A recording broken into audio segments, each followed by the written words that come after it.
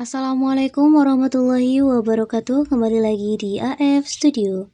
Di video kali ini saya akan memberikan tutorial cara mengatasi tidak bisa buka kunci menggunakan data wajah di HP Infinix Hot 70.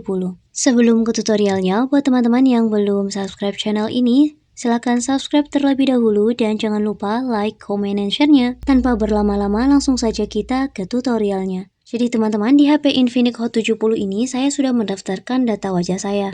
Namun saya tidak bisa membuka kunci layar menggunakan data wajah yang sudah saya daftarkan. Nah, cara mengatasinya teman-teman bisa lakukan dengan cara masuk di aplikasi pengaturan. Kemudian kalian bisa scroll ke bawah dan pilih menu kata sandi dan keamanan. Nah, di kata sandi dan keamanan di sini ada buka kunci wajah dan itu keterangannya terdaftar, yang berarti saya sudah mendaftarkan data wajah saya.